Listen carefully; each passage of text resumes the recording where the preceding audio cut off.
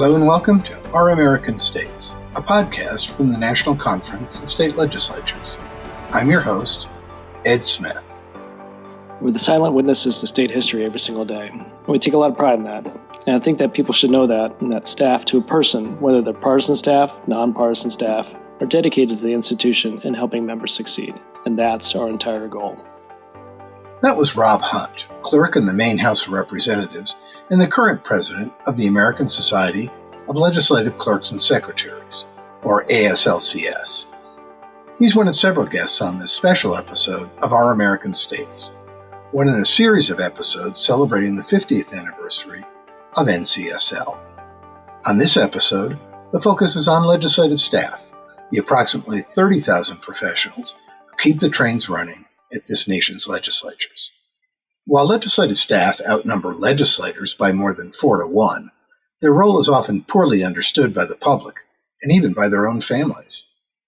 Yet the work they do, from drafting legislation to providing bill research to keeping the IT systems running, is critical to these institutions. There have always been some legislative staff, going all the way back to 1619 in the first meeting of the Virginia House of Burgesses. Hunt noted that clerks and secretaries have existed in some form in legislatures from the beginning. It's pretty fundamental to have some sort of administrative staff to oversee what's happening and document it and publish the record. But the advent of staff agencies to consistently serve legislators goes back only to the start of the 20th century. The Legislative Reference Library in Wisconsin, which was founded in 1901, is generally regarded as the first such agency in the country. It evolved into the Wisconsin Legislative Reference Bureau, where Steve Miller served as director from 1998 to 2015. He noted that Charles McCarthy, who taught political science at the University of Wisconsin, spent a lot of time at the Capitol in Madison and realized lawmakers would benefit from more information on laws passed in other states. He got in the habit of writing letters to other states and asking them about what laws have you passed, or have you passed any laws dealing with these topics? And then he would take the responses that he got, usually letters or clippings of newspaper articles, and he organized them according to the Dewey Decimal System.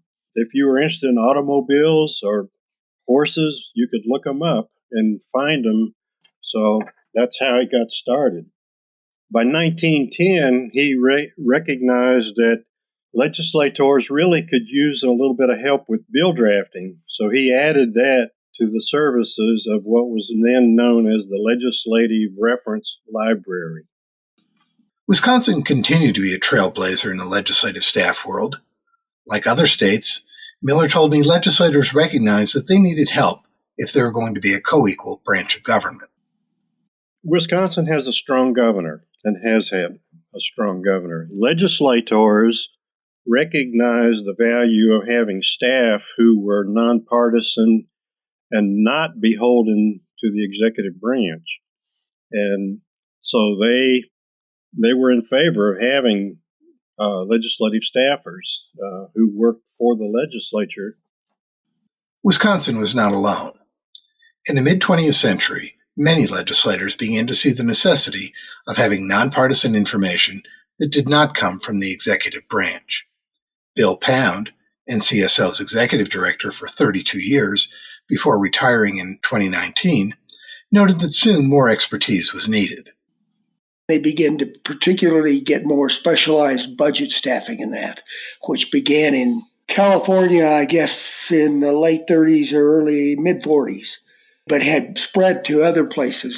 States developed their legislative councils, which meant they had a number of generalists, and still do, but they also got far more specialized on having full-time knowledge and somebody who had to report to the legislature, not to the governor. Kirk Fulford is the Assistant Director of the Legislative Fiscal Office in Alabama and is the current president of the National Association of Legislative Fiscal Offices. He bolstered the notion that fiscal staff working for the legislature were indispensable. It's critically important for the legislature to have their own fiscal staff. Without a legislative finance office, the members would be left with only information provided by the executive branch when it comes to how much money we have available to spend, what are the impacts of these policy changes, who does or does not need additional funds in order to operate. Those things would be entirely left up to the executive branch, the governor, to decide or to provide to the members without legislative staff. Professional staff increased, and there was more specialization throughout the 20th century, notes Pat Squire, a professor at the University of Missouri and one of the foremost academic experts on state legislatures. The growth of legislative staff was, in fact, one of the defining characteristics of legislatures in the last 100 years. This is one area where the states again led Congress. Congress was the first to really give members personal staff, and the states lagged well behind there. But in terms of informational resources, institutional resources, they developed at the state level. And so when you look at the Congressional Research Service, it's really modeled after Wisconsin's Legislative Reference Bureau. Assistance with bill drafting developed at the state level several decades before members of Congress got assistance in that area. The number of staff and their roles expanded significantly starting in the 1960s as part of the legislative reform movement that itself was spurred in part by the publication of the Sun-Times Governments. That book was a product of the Citizens Conference on State Legislatures, a group co-founded by California's then House Speaker, Jesse Unruh, that called for various reforms, including more legislative staff. Two areas saw significant staff growth in that period, according to Brian Weberg, who served as a senior manager at NCSL, focusing on legislative management for more than 30 years. One was IT. The big one that started to really ramp up as we got into the 70s, especially the 80s, was information technology people. There weren't any professionals, so to speak, in state legislatures because there weren't any computers. There were telephones. And then some remarkable things started to happen. There were fax machines attached to the telephones. And then there were these sort of central mainframe computer systems started to creep in. And that required tech staff to come in. And where do we put these tech staff and how does that operate? And then, of course, the big revolution into personal computers and desktop computing, email, all those kinds of things. The other area, Weber pointed out, was human resources, because people were making the legislature a career. Before that, it was kind of an ad hoc atmosphere about how you dealt with all these employees and gave them raises and took care of their benefits and all that stuff. And so that became a more professionalized area.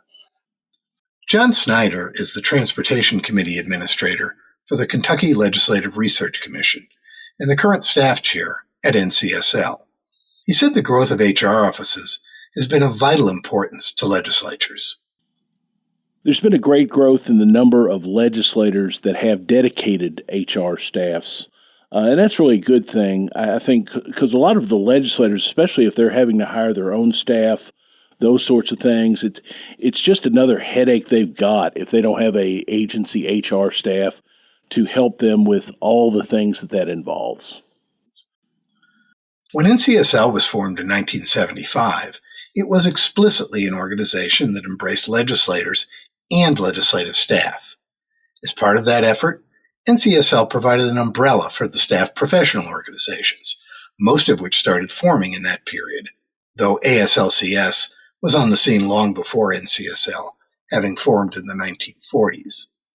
The staff professional organizations give legislative staff a place to meet their peers and learn from the experience in other states, says Snyder. Nobody understands this job like the 30,000 people who do it every day. One of the great things about NCSL is the staff associations. We have 9 different staff associations, and they are, no matter who you work for, whether you're a bill drafter, a clerk, a fiscal person, leadership staff, communication staff, there's an area and there's something and there's a place for everyone to communicate with the folks that do your job in another state. Sabrina Llewellyn, the Assistant Secretary of the Arkansas Senate and a former staff chair at NCSL, also stressed the value of these organizations. It is an irreplaceable necessity to have organizations like NCSL to help ensure that there is professional training, support, guidance, and feedback for staff. And this is what state legislatures need, require, and deserve for its functionality. And it's not just legislative staff who see the value they bring to legislators. Colorado House Speaker Julie McCluskey's view is one shared by many in elected office. I am so dependent on a nonpartisan staff to help share with me institutional history, the ability for them to be experts in a particular policy arena, the ability for them to share decades often of experiences and challenges to help put what we face in the moment into a perspective that really helps me make a better decision, understand implications, even learn from past mistakes that happened when I wasn't there. Legislative staff also provide the ongoing and institutional foundation for legislatures, according to Raul Burciaga, who retired last year as director of the New Mexico Legislative Council Service and is a former staff chair at NCSL. You still have a lot of part-time legislatures where staff is still a full-time job because the state government doesn't stop operating. And so you have a process by which state legislatures stay abreast of what is going on in their given state, how the executive branch is operating, what is going on with the courts. And at every step of the way, you have legislative staff that is providing the information, the background, the research, the bill drafting that's necessary for legislatures and legislators to be able to do their jobs. As they face the coming decades, legislative staff have plenty of challenges, whether it's complex policy areas such as AI or social media, or the growing partisanship in legislatures. But in interviews with numerous staff leaders, they all pointed to the pandemic as a case study in the adaptability of legislative staff. Here's how Alabama's Fulford sees it. COVID pandemic was something that nobody saw coming, and we certainly had to change how we do stuff, and it wound up changing some things for the better. So we were able to evolve and adapt in how we crafted budgets and how we thought about what happens if the bottom falls out, to make sure when something that's so out of the ordinary and uncommon happens, how do you deal with that without really impacting your state for years to come? But the biggest challenge, in the view of many staff leaders, including Snyder, is a more overarching change in society that affects whether people will see the legislature as a long-time career. People under 30 are expected to change careers as many as 7 times in the course of their working lives, and that will be a sea change in the legislative world. I think one of the things that does concern me about staffing is just the nature of careers nowadays. I've been here at the LRC for 35 years, and among people who started working for the legislatures in the 80s and before, that kind of tenure was not all that uncommon. But I don't think going forward you're going to have many people starting out now who will ever work for a General Assembly or legislature for 35 years.